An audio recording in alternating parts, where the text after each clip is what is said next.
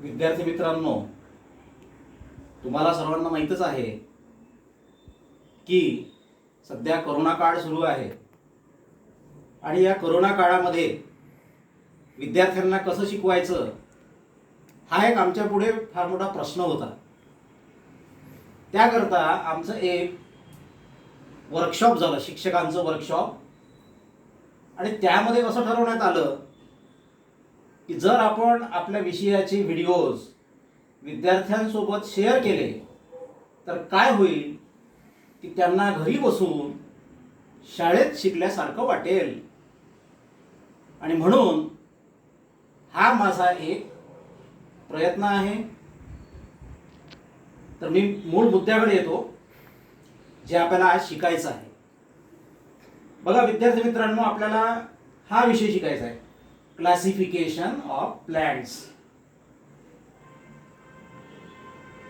Classification of plants हे शिकत असताना सुरुवातीला आपण हे पाहणार आहे की what is the concept of classification, why classification is necessary. Because there are many plants around us, we cannot know them. Now how to remember them, how to take the names of the different plants, for that purpose classification is very necessary. याकरता मी तुम्हाला एक उदाहरण देईल. समजा आपल्या वर्गामध्ये विद्यार्थी आहेत, त्यांचं आपल्याला क्लासिफिकेशन करायचं आहे, तर आपण काय म्हणू, त्यातले काही विद्यार्थी हे फर्स्ट डिव्हिजनमध्ये आहेत, काही विद्यार्थी हे सेकंड डिव्हिजनमध्ये आहेत, काही विद्यार्थी थर्ड डिव्हिजनमध्ये आहेत, असं आपण त्याचं वर्गीकरण करू किंवा क्लासिफिकेशन करू.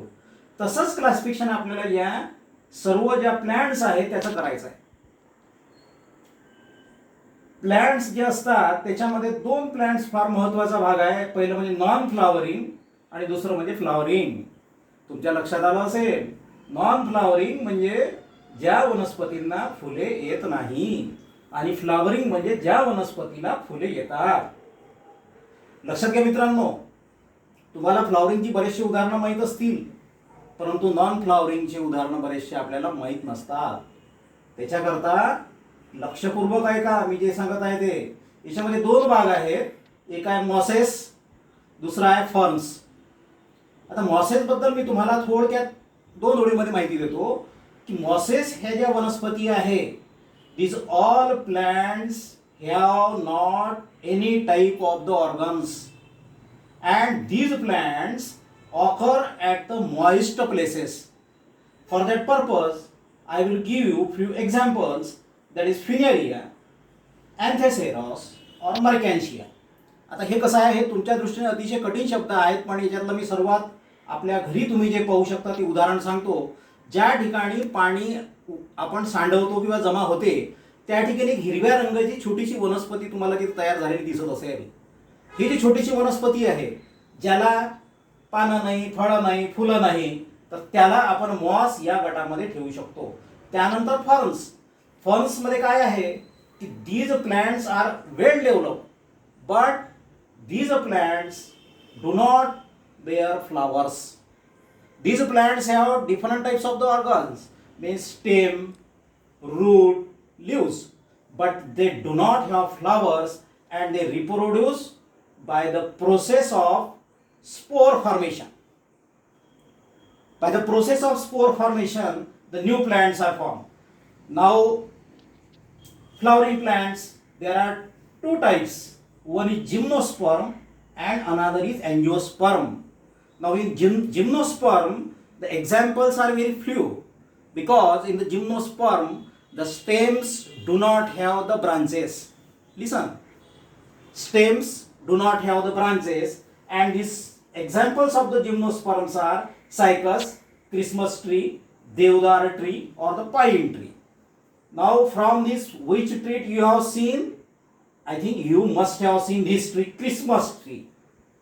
Now how this tree should be or is, that you can find it out from the book also.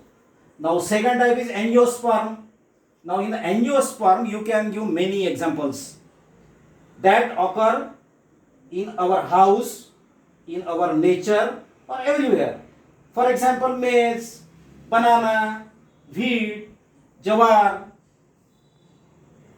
then coconut, chana. All these are the examples of angiosperm. Now these angiosperms are divided into two types. First one is monocot and another one is dicot. Monocot means all the plants which have single cotyledon in their seed. All the plants which have single cotyledon in their seed, their root is always fibrous, stem is hollow, and leaves have parallel venation. On the other part, dicots, there are the two seed leaves. Their roots are not fibrous, the stem is not hollow, and the leaves have reticulate venation. आता बघा, ही माहिती लक्षात ठेवत असताना याचं जोपर्यंत तुम्ही मराठीमध्ये भाषांतर म्हणा किंवा मराठीमधली माहिती म्हणा ती थोडीशी रेफर केल्याशिवाय तुमच्या हे लक्षात येणार नाही. कारण का मी इंग्रजीत जेवढं जास्त बोलेल तेवढं तुमच्या डोक्यावरून जाईल. म्हणून माझी अशी विनंती आहे का तुम्ही आपल्या त्याच वर्गाचं मराठी मीडियमचं एक पुस्तक समोर ठेवायचं आणि ती सगळी माहिती जी आहे त्याच्यावरून रेफर करायची. आणि आपण आपल्या सभोवतालची जे काही जास्तीत जास्त उदाहरणं आहे ते देण्याचा प्रयत्न करायचा. मोनोकॉट्स म्हणजे काय, कोणते उदाहरणं येतात, तर आपल्या घरी मेज असतं, बनाना असते, व्हीट असते, जवार असते. त्यानंतर सनफ्लावर, ग्राउंडनट, पी, टॅमॅरिंड. विद्यार्थी मित्रांनो लक्षात घ्या, हा जो भाग आहे हा तुम्ही एकदा आपल्या पुस्तकातून व्यवस्थितपणे वाचून काढा. आणि वाचल्यानंतर मी आता जे तुम्हाला प्रश्न विचारत आहे, तीनच प्रश्न तुम्हाला विचारणार आहे. या तीन प्रश्नांची उत्तरं तुम्हाला द्यायची आहे. ते प्रश्न तुम्ही नीटपणे ऐका. प्रश्न क्रमांक 1, what is the difference between flowering and non flowering plants. बघा पहिला प्रश्न, what is the difference between flowering and non flowering plants. प्रश्न दुसरा, what are the features of the mosses. What are the features of the mosses. प्रश्न तिसरा, what is the difference between gymnosperm and एंजिओस्पर्म.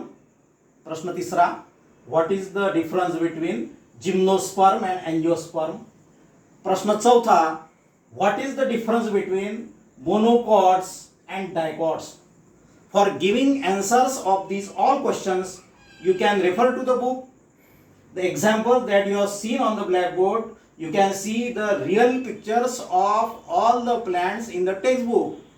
If you are unable to see them in the textbook, you can have the information about all these plants from the net also. So you try to understand the given portion and you find out more and more examples so that it is clear to you how plants are classified. Okay, thank you.